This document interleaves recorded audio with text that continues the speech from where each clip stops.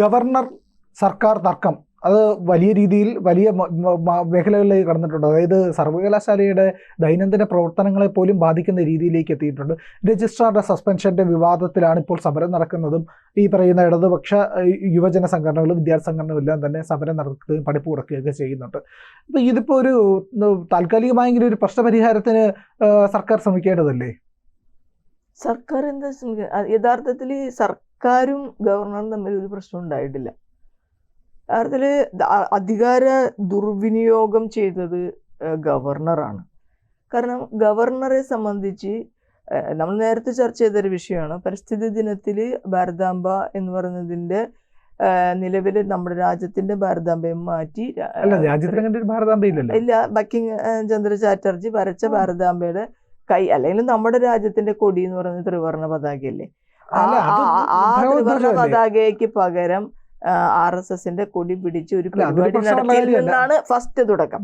അതിനുശേഷം രണ്ടാമത് governor chancellor ആയിരിക്കുന്ന യൂണിവേഴ്സിറ്റിയിൽ പരിപാടിക്ക് ഇതേ ഫോട്ടോ വെക്കണം എന്ന് പറഞ്ഞപ്പോൾ രജിസ്ട്രാർ അതിന് സമ്മതിച്ചില്ല. അല്ല, അത് ഇവരുടെ പരിപാടിയായിരുന്നു, സ്വകാര്യ പരിപാടിയാണ്. സ്വകാര്യ പരിപാടിയാണെങ്കിൽ പോലും ആ ക്യാമ്പസിനുള്ളിൽ അദ്ദേഹം അത് സമ്മതിച്ചില്ല എന്നുവെച്ചാൽ ഇവിടെ രജിസ്ട്രാർഡ് അടക്കം നമ്മുടെ വിദ്യാഭ്യാസ മേഖലയിലെ സർക്കാർ സർവീസുകളിലും ജോലി ചെയ്യുന്ന ആളുകൾക്കെതിരെ ഒരു സസ്പെൻഷൻ നടപടി വരണം എന്നുണ്ടെങ്കിൽ അതിനൊരു റൂൾസ് ആൻഡ് റെഗുലേഷൻസ് ഉണ്ട്. ആ റൂൾസ് ആൻഡ് റെഗുലേഷൻസ് അനുസരിച്ച് മാത്രമേ കാര്യങ്ങൾ ചെയ്യാൻ പാടുള്ളൂ. പണ്ട് നമ്മുടെ ഫ്യൂഡൽ വ്യവസ്ഥയ്ക്ക് ഉള്ളിൽ നിന്ന് കൊണ്ട് നമ്മുടെ ഫ്യൂഡൽ ആളുകളെ സംബന്ധിച്ച് അവർക്ക് ഇഷ്ടമില്ലാത്ത ആൾക്കാരെ കൊന്നുകളയുന്ന രീതി പോലെ ഇന്നത്തെ ഒരു ജനാധിപത്യ അവസ്ഥയിൽ ഇവിടുത്തെ നിയമങ്ങൾക്ക് ഉപരിയായിട്ട് ഇവിടെ ഒരു ഗവർണർക്ക് പ്രവർത്തിക്കാനായിട്ട് സാധിക്കില്ല. അപ്പോൾ ഗവർണർ ഞാൻ പറഞ്ഞത് കേട്ടില്ല, എന്നാ പിന്നെ ഇവനെ ജോലിയിൽ നിന്ന് പിരിച്ചുവിടാ എന്ന് പറയുന്ന സംവിധാനം ശരിയായ ഒരു നിയമ നടപടികൾ അല്ല. ഗവർണറുടെ ആവശ്യപ്രകാരം വി സി ആരായിരുന്നു? VC മോഹൻ കുന്നുമ്മൽ എന്ന അദ്ദേഹത്തിന്റെ പേര്. അദ്ദേഹം നടപടി എടുക്കുക വെച്ചിട്ടുണ്ടെങ്കിൽ ഗവർണറുടെ ആവശ്യപ്രകാരമാണ്. അപ്പൊ അദ്ദേഹത്തിനും അതേ രാഷ്ട്രീയം തന്നെയാണ് ഈ VCക്കും. അദ്ദേഹം എന്ത് ചെയ്ത് നടപടിയെടുത്തു. ആ നടപടി എന്ന് പറഞ്ഞാൽ ഒരാളെ സസ്പെൻഡ് ചെയ്യുമ്പോൾ അതിന് ഒരു കാരണം വേണം. ആ കാരണം എന്ന് പറയുന്നത് നിലവിൽ ആ രജിസ്ട്രാർ ചെയ്യേണ്ട ഉത്തരവാദിത്തങ്ങൾ നിർവഹിച്ചില്ലെങ്കിൽ മാത്രമേ അത് ചെയ്യേണ്ട കാര്യമുള്ളൂ. ഈ സസ്പെൻഡ് ചെയ്യുന്നതിന് മുൻപ് തന്നെ ഒരു ഷോക്കോസ് നോട്ടീസ് വേണം. ഇതൊന്നും ചെയ്യാതെ ഒരാളെ സസ്പെൻഡ് ചെയ്തു. ഇപ്പം എന്താ സംഭവിച്ചുകൊണ്ടിരിക്കുന്നത്? മോഹൻ കുന്നുമ്മലുമായിട്ട് ബന്ധപ്പെട്ടും ഇപ്പോൾ പുതിയതായിട്ട് വന്ന സിസ തോമസ് മാറി വേറെ ഒരു ലേഡി ട്രീസ ഒരാൾ വന്നു. അവരും എന്താ ചെയ്യണത്? അവരെ സംബന്ധിച്ച് അവർ ഇപ്പോൾ രാജിക്കത്ത് കൊടുത്തിരിക്കുക, എനിക്ക് ഈ സ്ഥാനമേ വേണ്ടെന്ന് പറയുന്നത്. കാരണം ഇത് അവിടെ ഇടതുപക്ഷ അനുകൂലമായിട്ടുള്ള ആളുകൾ അങ്ങോട്ടും ഇങ്ങോട്ടും ഫയൽ കൊടുക്കാത്ത മോഹൻ കുന്നുമലിന് ഫയൽ കിട്ടുന്നില്ല. മോഹൻ കുന്നുമൽ പറയുകയാണ് എനിക്ക് നേരിട്ട്, അതായത് ഇപ്പൊ രജിസ്ട്രാർ അവിടെ വർക്ക് ചെയ്യാണ്, അനിൽകുമാർ അവിടെ വർക്ക് ചെയ്യാണ്. കാരണം സിൻഡിക്കേറ്റിന്റെ ഡിസിഷൻ അനിൽകുമാറിനെ കണ്ടിന്യൂ ചെയ്യാണ്. സിൻഡിക്കേറ്റിന് ധാരാളം പവറുകളുണ്ട്. ആ പവർ ഉപയോഗിച്ചാണ് ഈ അപ്പോയിന്റ്മെന്റ്. അപ്പൊ അതുകൊണ്ട് അവര് സസ്പെൻഡ് ചെയ്ത നടപടി പിൻവലിച്ച് രജിസ്ട്രാർ ഓഫീസിൽ വരുന്നു. രജിസ്ട്രാർക്ക് ഫയലുകൾ കൊടുക്കാതിരിക്കണം എന്നും നേരിട്ട് പ്രധാനപ്പെട്ട ഫയലുകളെല്ലാം എൻ്റെ അടുത്ത് വന്നാൽ മതിയെന്നും ഒരു രജിസ്ട്രാർ പറയാണ്. രജിസ്ട്രാറിലല്ല, വൈസ് ചാൻസലർ പറയാണ്. രജിസ്ട്രാർ നോക്കേണ്ട ഫയലുകൾ എൻ്റെ അടുത്ത് നേരിട്ട് വന്നാൽ മതി, രജിസ്ട്രാർക്ക് ഫയൽ കൊടുക്കരുതെന്ന് ഒരു വൈസ് ചാൻസലർ പറയാം. ഇത് മൊത്തമായിട്ട് നമ്മുടെ സർവകലാശാലയുടെ ഒരു അന്തരീക്ഷം വലിയ രീതിയിൽ താറുമാറാക്കിയിട്ടുണ്ട്.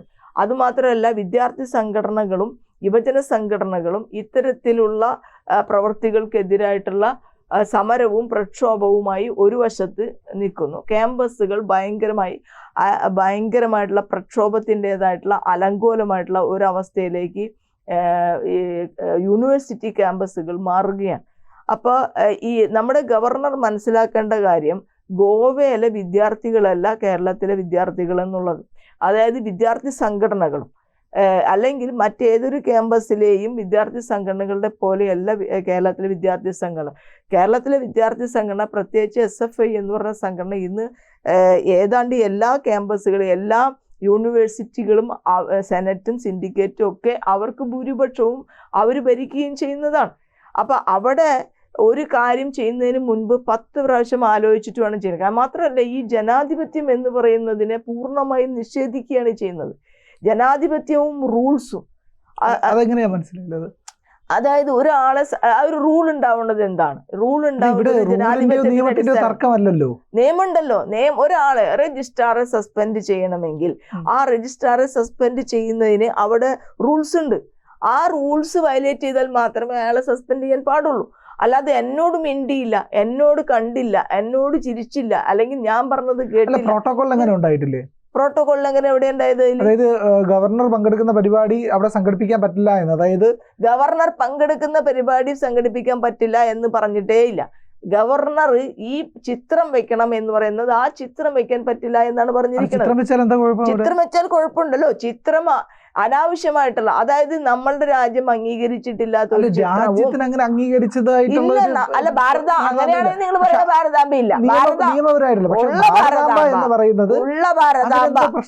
നമ്മുടെ രാജ്യത്ത് അംഗീകരിച്ച നിയമപ്രകാരമുള്ള ഭരണഘടനാപരമായിട്ടുള്ള നമ്മുടെ ഭാരതാംബ എന്ന് നമ്മളുടെ സങ്കല്പം എന്ന് പറയുന്നത് ഇന്ത്യ രാജ്യത്ത് ഒരു സ്ത്രീ ത്രിവർണ പതാക എന്നുള്ള നമ്മുടെ ഭാരതാംബയാണ്. പക്ഷെ അതിന്റെ ത്രിവർണ പതാക വരുമ്പോഴേ ഭാരതാംബയാവുള്ളൂ. അല്ലാതെ കാവ്യ കൊടി വരുമ്പോ ഭാരതാംബ ആവണമെങ്കിൽ ഭാരതാംബയായിട്ട് RSS ആർക്ക് വേണമെങ്കിൽ അതിനെ കൊണ്ടുനടക്കാം. പക്ഷെ ഒരു യൂണിവേഴ്സിറ്റി പോലുള്ള സ്ഥലങ്ങളിൽ അവിടെ ഒരു വളരെയധികം തെറ്റാണ്. അതായത് ഒരു സർവകലാശാലയിൽ വിദ്യാഭ്യാസം കൊടുക്കണമെന്നും അത് ശരിയായ രീതിയിൽ പ്രവർത്തിക്കുകയും ചെയ്യേണ്ട ജോലി ആരുടെയാ? ചാൻസലർക്കാണ് ഏറ്റവും കൂടുതൽ ഉത്തരവാദിത്തം. അവിടെ വന്ന് ഒരു തീപ്പൊരി ഇട്ട് ആ തീപ്പൊരിയുമ്പോൾ കയറി ആളുകൾക്ക് പിടിക്കാനുള്ള സാഹചര്യം ഉണ്ടാക്കി കൊടുത്ത് അത് രാഷ്ട്രീയമായിട്ടുള്ള ചർച്ചകളിലേക്കും പ്രശ്നങ്ങളിലേക്കും ഉരുത്തിരിച്ചു കൊണ്ടുവന്നതിൽ ഏറ്റവും പ്രധാനപ്പെട്ട പങ്ക് വഹിച്ചത് നമ്മുടെ ഗവർണർ തന്നെയാണ്. ഗവർണറെ സംബന്ധിച്ച് പിന്നീട് ഇപ്പോഴേ അദ്ദേഹം പറഞ്ഞല്ല, കേരളത്തിലെ ആരോഗ്യ മേഖല ഒന്നാമതാണ്. ഇങ്ങനെ തരത്തിന് തരം പറഞ്ഞുകൊണ്ടിരിക്കാം. കേരളത്തിലെ ആരോഗ്യ മേഖല ഒന്നാമതാണ്. കേരളത്തിലെ ആരോഗ്യ മേഖല എന്ത് ചെയ്യേണ്ടതാണ്? ലോകം തന്നെ ആദരിക്കേണ്ടതാണെന്ന് പറയുക ഒരു വശത്ത്. അതേസമയം വിദ്യാഭ്യാസ മേഖലയിൽ എന്തെങ്കിലും പ്രശ്നമുള്ളതായിട്ട് അദ്ദേഹം പറയണില്ല. അദ്ദേഹത്തിന്റെ രാഷ്ട്രീയത്തിനനുസരിച്ചുള്ള ചില കാര്യങ്ങൾ നടപ്പിലാക്കണമെന്ന് അദ്ദേഹം പറയുമ്പോൾ വിദ്യാർത്ഥി സംഘടനകൾ സമ്മതിക്കില്ല, ഇവിടുത്തെ രാഷ്ട്രീയ പാർട്ടികൾ സമ്മതിക്കില്ല. കാരണം കേരളം ഭരിച്ചുകൊണ്ടിരിക്കുന്ന ഒരു ഇടതുപക്ഷ സർക്കാരാണ്. ഇടതുപക്ഷ സർക്കാർ ഭരിക്കുന്നത് കേരളത്തിലെ ഭൂരിപക്ഷം ജനങ്ങൾ തെരഞ്ഞെടുക്കപ്പെട്ടതുകൊണ്ടാണ് ഇടതുപക്ഷ സർക്കാർ ഭരിക്കുന്നത്. അപ്പൊ ആ ജനാധിപത്യ പ്രോസസ്സിനെ, ആ ഭരിക്കുന്ന സർക്കാരിന്റെ രാഷ്ട്രീയത്തിനെയും ഈ നിൽക്കുന്ന സമയത്ത് അവിടെ വന്നിട്ട് ഗവർണർക്ക് ഭരണഘടനാപരമായി എന്താണ് യഥാർത്ഥത്തിലുള്ള പവർ എന്ന് പറയുന്നത്? അല്ല, ഹെഡല്ല. അത് മന്ത്രിസഭ പാസ്സാക്കിയാൽ ആ ബില്ല് ഒപ്പിടുന്ന ചുമതലയാണ് ഈ ഗവർണർക്കുള്ളത്. ഇത് രണ്ടാമത് ഇദ്ദേഹത്തിന് തിരിച്ചയച്ചാൽ, രണ്ടാമത് അയച്ചാൽ അത് ഒപ്പിടണം. അപ്പൊ അത്ര പവറേ ഗവർണർക്കുള്ളൂ.